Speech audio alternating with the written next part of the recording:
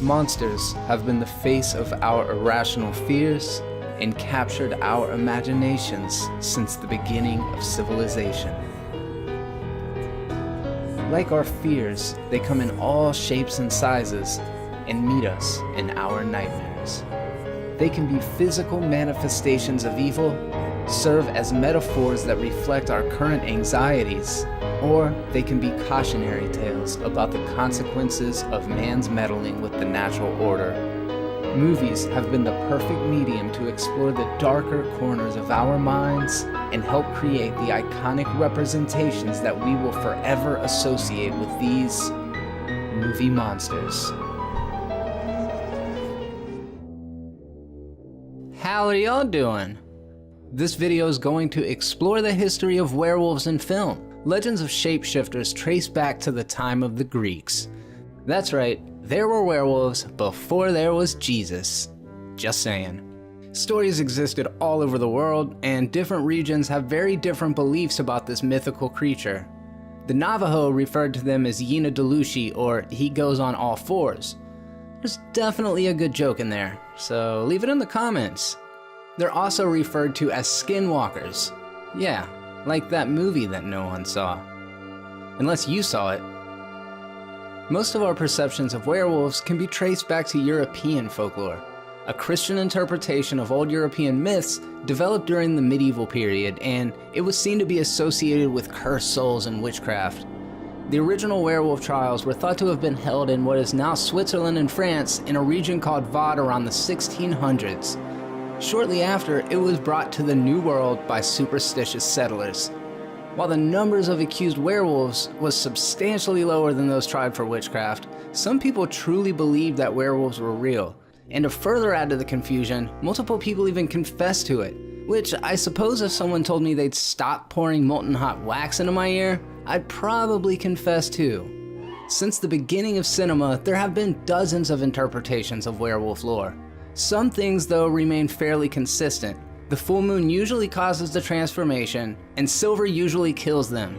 But filmmakers even play fast and loose with those rules.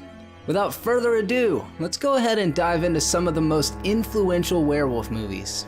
Werewolf in London is a 1935 film, and as far as I know, it's the first to feature a werewolf. In it, a botanist travels to Tibet for an extremely rare plant. While there, he is bitten by a werewolf and soon realizes how much it sucks to be a murder-hungry hellhound.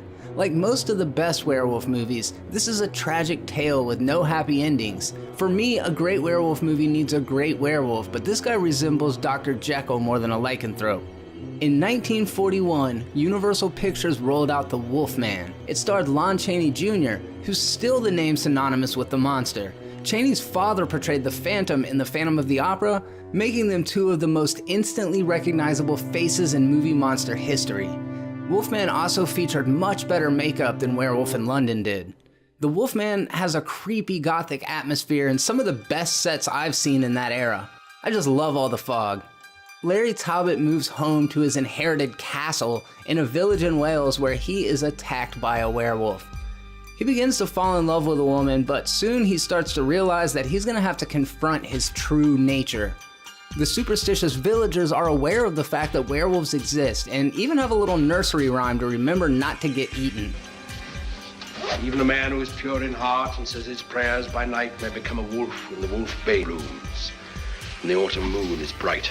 Eventually, Talbot talks to a gypsy woman that confesses it was her son Bella that bit him, and that he too will also become a wolfman.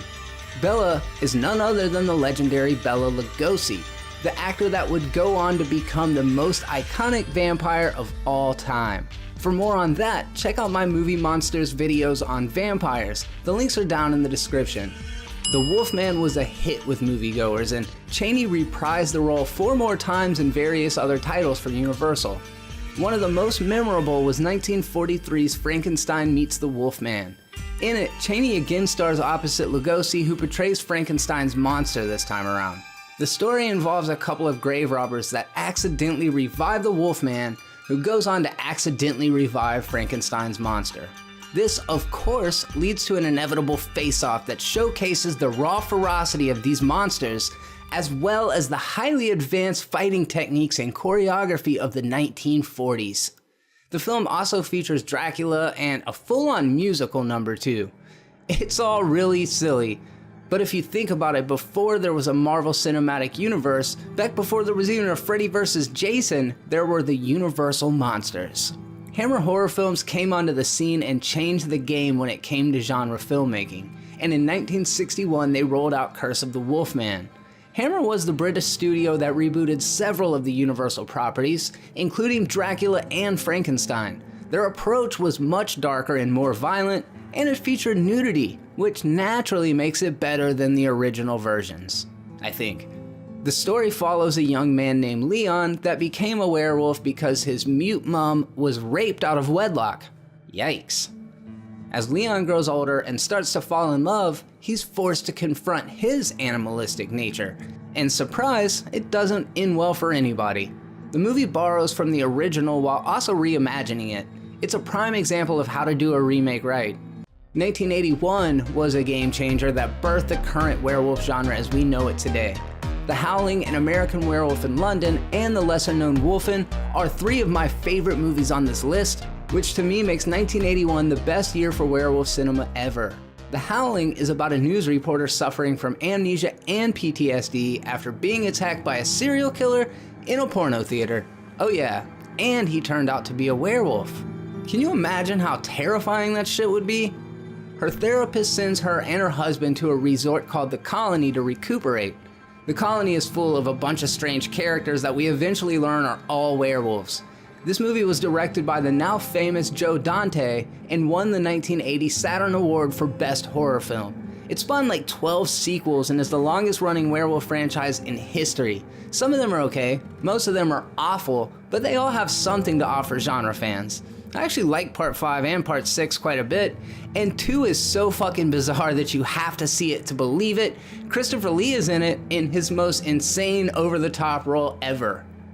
The original Howling featured my favorite werewolf design to date done by Rick Baker.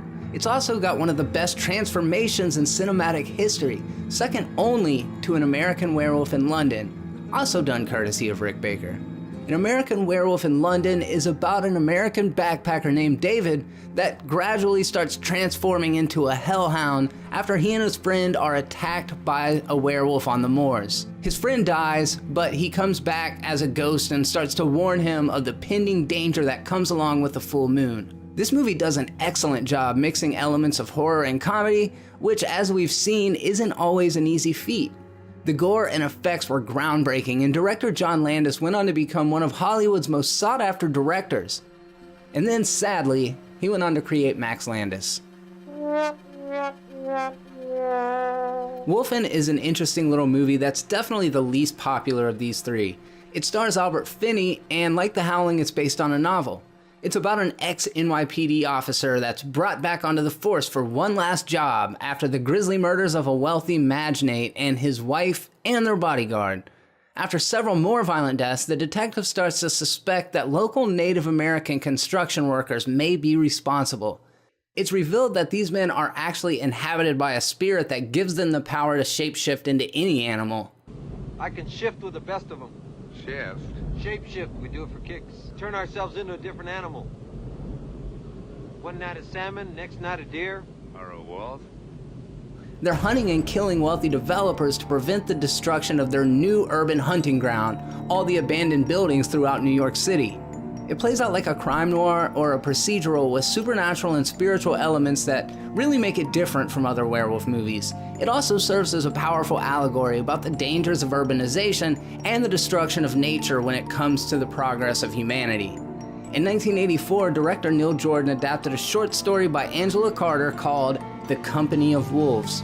It's a surreal horror movie with several elements borrowed from Little Red Riding Hood and other fairy tales. I was always drawn to it because of the VHS box, but I must have eventually forgot about it because I didn't see it until much later. After her sister was devoured by wolves, a grieving Rosaline goes to visit her superstitious grandmother, played by that lady from Murder, She Wrote. The elderly woman warns her, not of wolves, but of dudes with unibrows. Because if there's one thing you shouldn't trust, it's a man that doesn't pluck his eyebrows. The Company of Wolves presents stories within stories, and it creates a fragmented narrative that gives it a real dreamlike quality and distinctive style. There's some sort of sexual symbolism going on for sure, but I'll leave that to your interpretation.